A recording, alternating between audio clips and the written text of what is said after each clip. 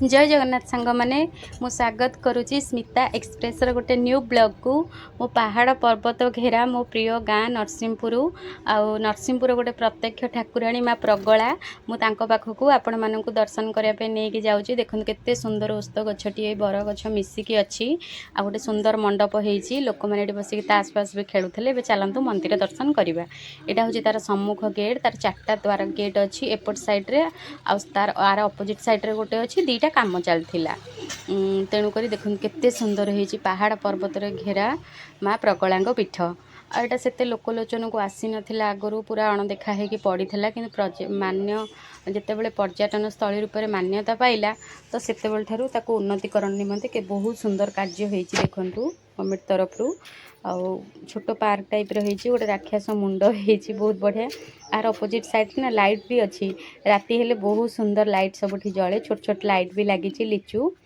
केते पहाड़ पर्वत घेरा पूरा प्राकृतिक सौंदर्य परिपूर्ण आठे खरा बेले आसी बसीजे ना जो पवन हल्का हल्का मृदु पवन दौर ना बहुत आराम लगुच ये सब कम चलती पार्श्व देवादेवी बसवाई कम चलता जेहेतु दीपर समय कहीं नथिले लेबर मान सब खावाई जाइए बहुत सुंदर होती जगटी माँ प्रगला पीठ बहुत सारा औषधीय गछ भरा गच्छरे परिपूर्ण केते कौन गछ थिला ता भितर तो मु सब ना जानी जी जानी जमी पिजुली आंब आउ नड़िया गछ एगुड़ा कोचिला गछ एमती विभिन्न प्रकार औषधीय गछ भी सेठी थिला फूल गछ एते लागिनी लागिबो धीरे धीरे आठी साधारणतः ना दशहरा टाइम रे बहुत होम यज्ञ हुए 10 दिन माँ पूरा पूजा यज्ञ बहुत बड़ आकार हुए बलि प्रथा आगुरी थिला एबे तो बंद हो जाइए देखुन केते सुंदर बुद्ध मूर्ति टे होती चारिपट लाइट भी लगी आपड़ जितेबाला भी आसवे सकाଳେ संध्यारे आसवे बहुत बढ़िया लगे बुलवाई मुझे कम व्यस्त थी तरतर बाहरी आसिलु दीपर हो पछे मुझे चल जा बुलिक आस देख केते सुंदर आंब बगीचाटे होती टॉयलेट रो भी व्यवस्था अच्छी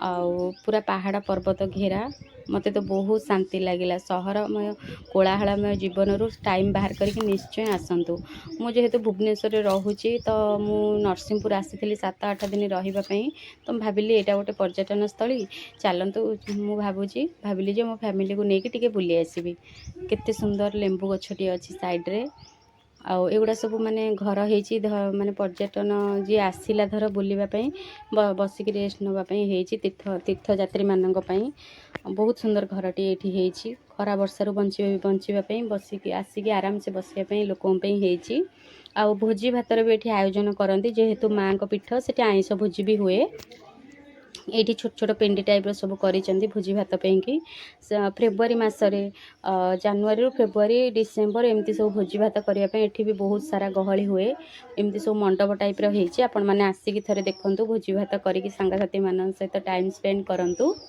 आउ बहुत सुंदर होती माँ प्रगला पीठ जेहेतु दीपर समय थिला मु भाविली तो ठाकुर को बोधे दर्शन करें खरा को ना बहुत जोर पाद ताती जाऊला आठी मंदिर ये जो मंदिर मुझे देखेबी से आगुरी माँ ये थिले विराजित होगी जितेबाला नुआ मंदिर प्रतिष्ठा है तो माँ सेठिकी पलैंती ये आस्थान आउ दान बाक्स एमती सब रही जाइए लोककथित अच्छी जे माँ जितेबाला माँ प्रायतः राति प्रतिदिन बुलती से गाँव में तांको कला धला घोड़े बसिकी खंडा धरिकी जितेबाला माँ एमती कौन राक्षस मान सहित युद्ध करने जाते ना से युद्ध करके फेरला बेले खंडार अग्रभाग दीटा खंडार अग्रभाग भांगी जाता भांगिकी गोटे जगार पड़ी तल भागटा पड़ी से गोटे छोट पुष्करणी हो जाता जो कि माँ प्रतिदिन राति यहाँ आउ गोटे गेट देखूँ राति स्नान करने जाती लोक कहते से खंडा माने भी जेकोसी रूप नहीं भी आज माने गाँ को पूरा सुरक्षित रखिंट कि गोटे सुविधा असुविधा हेल्ले माँ पूरा प्रत्यक्ष ठाकुराणी देखई दियंती लोक कहते माँ आसला माँ रही जेपर्यंत तांकर किसी भी असुविधा हेनी यहाँ देखूँ गोटे यज्ञ मंडप होती दशहरा टाइम आउ माँ जितेबाला झामू यात्रा भी हुए बैशाख मास सॉरी बैशाख नुह तो चैत्र मसरे हुए सेतिक बेले एठी भी तांकर पूजा हुए बड़ आकार कलश यात्रा भी हुए ये यज्ञ मंडप होती जेहेतु खरार समय थिला टाइल गुड़ा बहुत ताती जाऊला मु भाविली मु बोधे ठाकुराणी की दर्शन भी करें किंतु जहाँ हूँ से जड़े नना आसिक हठात पहुँची गले कौन एमती गोटे कम पड़ा जे सी आसी मंदिर बंद भाविकी मत बहुत मन दुख होता देखो सैड्रे दीटा बाघ अच्छा बाहन ये बाघ दीटा मंदिर आरंभ अच्छा माँ माने ବାହନ। ଏବେ ଚାଲନ୍ତୁ ମନ୍ଦିର ଭିତରେ ଟିକେ ଦର୍ଶନ କରିଦେବା। ଗୋଡ଼ ପୁରା ତାତି ଯାଉଥିଲା, କେତେ ଜୋରରେ ଖରା ହେଉଥିଲା ଜାଣିଥିବେ ଆପଣ। ବହୁତ ସୁନ୍ଦର କାରୁକାର୍ଯ୍ୟ ହେଇଛି ଦେଖନ୍ତୁ, ଦୁଇ ସାଇଡ଼୍ରେ ଦୁଇଟା ନର୍ତ୍ତକୀ। କବାଟ ମାଆଙ୍କର ଦରବାଜାଟା ନା ବହୁତ ସୁନ୍ଦର ହେଇଛି। ଏଠି ଥାଳିରେ ତାଙ୍କର ଫୁଲ ଆଉ ସିନ୍ଦୁର ଥିଲା। ଆପଣମାନେ ମନେ ରଖନ୍ତୁ, ଯେତେବେଳେ ବି ଯିବେ ମାଆଙ୍କ ସିନ୍ଦୁର ନିଶ୍ଚୟ ଆଣିବେ। ଆଉ ଆପଣଙ୍କର ଶଙ୍ଖା ସିନ୍ଦୁର ବଜ୍ର ହେବ। ମାଆଙ୍କ ପାଖରେ ଏତିକି ମନସ୍କାମନା ନିଶ୍ଚୟ କରିବେ। ଯେହେତୁ ଖରା ଜୋରେ ହେଉଥିଲା, ଗୋଟେ ଜନ୍ତୁଟେ ଏଠି ବସି ଯାଇଥିଲେ, କୁକୁର ଯାହା ବି ହେଉ, ସେ ବି ଗୋଟେ ପ୍ରାଣୀ ନା। ଆଉ ଏପଟ ସାଇଡ଼୍ରେ ଦେଖନ୍ତୁ, ଏଇଟା ବାଁ ପଟ ସାଇଡ଼୍ରେ ଅଛି। ବହୁତ ସୁନ୍ଦର ମା ଗୁଡ଼େ ଅଛନ୍ତି, ଆଉ ତାଙ୍କ ସଖୀମାନେ ଏଠି ସବୁ ଅଛନ୍ତି, ପୂଜା ପାଉଥିଲେ ଦୁଇ ସାଇଡ଼୍ରେ। ଏଇଟା ଗୋଟେ ପଟ ସାଇଡ଼୍, ବାଁ ପଟ ସାଇଡ଼୍ରେ ଯେହେତୁ କାମ ଚାଲିଛି, ଧୀରେ ଧୀରେ ଏହାର ଉନ୍ନତିକରଣ ହେଉଛି। ଆମ ନରସିଂହପୁରରେ ନା ବହୁତ ସାରା ପର୍ଯ୍ୟଟନ ସ୍ଥଳୀ ଅଛି, ପାହାଡ଼ ପର୍ବତ ଘେରାରେ ପରିପୂର୍ଣ୍ଣ। କୋଳାହଳମୟ ଜୀବନରୁ ଆପଣମାନେ କେତେବେଳେ ଆସିକି ବୁଲିକି ଯାଆନ୍ତୁ, ମନ ପୁରା ଶାନ୍ତି ଲାଗିବ। ଏଇ ଦେଖନ୍ତୁ, ସେ ନନା ଯୋଗକୁ ଠାକୁରାଣୀଙ୍କର ଦୟା ହେବାରୁ ନନା ଆସିକି ପହଞ୍ଚିଗଲେ, ତାଙ୍କର ଗୋଟେ ବହି ଛାଡ଼ି ଦେଇଥିଲେ ବୋଲି।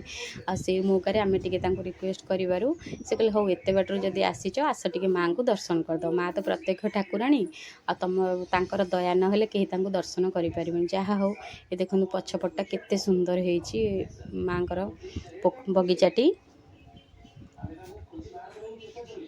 ନିଶ୍ଚୟ କେତେବେଳେ ଆସନ୍ତୁ, ବୁଲିକି ଯାଆନ୍ତୁ। ପୁରା ପ୍ରାକୃତିକ ସୌନ୍ଦର୍ଯ୍ୟ, ପୁରା ମାନେ ଫ୍ରେଶ୍ ଏୟାର। ଆପଣମାନେ ଯଦି ଚାହୁଁଛନ୍ତି ତ କେତେବେଳେ ସମୟ ବାହାର କରିକି ଏମିତି ଜଙ୍ଗଲମୟ ପରିବେଶରେ ଆସିକି ବୁଲିକି ଯାଆନ୍ତୁ। ଏଇଟା ଦେଖନ୍ତୁ କେତେ ସୁନ୍ଦର ଘଣ୍ଟି ବାଦ୍ୟଟିଏ ଥୁଆ ହେଇଛି ମାଆଙ୍କର। ସାଧାରଣତଃ ଏମିତିଆ ବାଜା ପ୍ରାୟତଃ ସବୁ ମନ୍ଦିରମାନଙ୍କରେ ବି ରଖିଲେଣି, ମାଆଙ୍କର ବି ଏଠି ଅଛି। ଆଉ ସେଠି ଭୋଜି ଭାତ ହୁଏ ଯେତେବେଳେ, ବହୁତ ବଡ଼ ଗହଳି ହୁଏ। ତାଙ୍କର ଦୋକାନ ବଜାର ବି ପଡ଼େ ମାଆଙ୍କର। ଏବେ ଚାଲନ୍ତୁ ମାଆଙ୍କୁ ଟିକେ ଦର୍ଶନ କରିଦେବା। ଜୟ ମା ପ୍ରଗଳା। ଇଏ ଦେଖନ୍ତୁ, ମାଆଙ୍କୁ ମୋର ଆଜି ସୌଭାଗ୍ୟ ହେଲା ଯେ ମା ପ୍ରଗଳାଙ୍କୁ ଦର୍ଶନ କଲି। ନନା ଆସିକି ଖୋଲିଦେଲେ ଗେଟ୍ଟି। ଆଉ ଦେଖନ୍ତୁ, ଏଇଠି ଦୁଇ ସାଇଡ଼୍ରେ କେମିତି ଦୁଇଟା ଖଣ୍ଡା ଅଛି। ମାଆଙ୍କର ତ୍ରିଶୂଳ, ଚାମର ଏମିତି ସବୁ ଅଛି। ଏଇ ଖଣ୍ଡା ଦୁଇଟା ହିଁ ଦେଖନ୍ତୁ, ଖଣ୍ଡାର ଅଗ୍ରଭାଗ ଦୁଇପଟେ ଅଛି, କିନ୍ତୁ ତଳ ଭାଗ ସେଇ ପୁଷ୍କରଣୀରେ ପଡ଼ିକି ପୋଖରୀରେ ରହିଛି।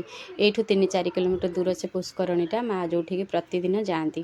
ଆଉ ଆମେ ନନାଙ୍କ ଠାରୁ ବୁଝୁଥିଲୁ, କାଳୀଙ୍କୁ କିଏ ପୂଜା କରେ, ଦୁର୍ଗାଙ୍କୁ କିଏ ପୂଜା କରେ, ସବୁ ମାଆଙ୍କର ଅଲଗା ଅଲଗା ପୂଜକ ବୋଲି ସେ କହୁଥିଲେ। ନନା ବି ବହୁତ ଭଲ, ଯାହା ହଉ ଆମେ ଟିକେ ଠାକୁରଙ୍କୁ ଦର୍ଶନ କରିଦେଲୁ। ଆମର ସେତିକି ସୌଭାଗ୍ୟ ଥିଲା ଯେ ମାଆଙ୍କର ଦୟା ହେବାରୁ ଆମେ ଠାକୁର ଦର୍ଶନ କରିପାରିଲୁ। ସେ କହିଲେ ଯେ ଯଦି ଆସିବ ସକାଳେ ସନ୍ଧ୍ୟାରେ 2 ଟାଇମ୍ ଖୋଲା ରହୁଛି, ଆସ, ଅନ୍ୟବେଳେ ଆସିବ, ଠାକୁରଙ୍କୁ ଦର୍ଶନ କରିବ, ଯାହା ମାନସିକ କରିବା କଥା କରିବ। ଏହିପରି ଭାବରେ ମୁଁ ମା ପ୍ରଗଳାଙ୍କୁ ଦର୍ଶନ ସାରି ଘର ଅଭିମୁଖେ ଫେରିଲି। ଆସିଲା ବେଳେ ନା ଗୋଟେ ସୁନ୍ଦର ପତ୍ରର ଝୁପୁଡ଼ି ଘରଟିଏ ଦେଖିଲି, କେବଳ ନଡ଼ିଆ ପତ୍ରରେ ହେଇଛି, ଆଉ ବହୁତ ସୁନ୍ଦର ପତ୍ରର ଘରଟିଏ ଥିଲା। ଆଉ ତା ସାମ୍ନାରେ ଏତେ ସୁନ୍ଦର ପର୍ବତଟିଏ, ରାଧାକୃଷ୍ଣ ଗଛଟିଏ ବି। ସନ୍ଧ୍ୟାବେଳେ ବସିବେ ନା ବହୁତ ବଢ଼ିଆ ଲାଗିବ। ନରସିଂହପୁର ଏରିଆରେ ବହୁତ ଗୁଡ଼ିଏ ପର୍ଯ୍ୟଟନ ସ୍ଥଳୀ ଅଛି, ଆପଣମାନେ କେତେବେଳେ ଆସିକି ନିଶ୍ଚୟ ବୁଲିକି ଯାଆନ୍ତୁ। ଆଉ ଯଦି ମୋ ଭିଡ଼ିଓଟି ଭଲ ଲାଗିଥିବ, ଭିଡ଼ିଓଟି ଲାଷ୍ଟ ଯାଏଁ ଦେଖିବେ, ଲାଇକ୍, ସେୟାର, ସବସ୍କ୍ରାଇବ୍ କରିବେ, ଆଉ ନିଶ୍ଚୟ ଆସିକି ବୁଲିକି ଯାଆନ୍ତୁ।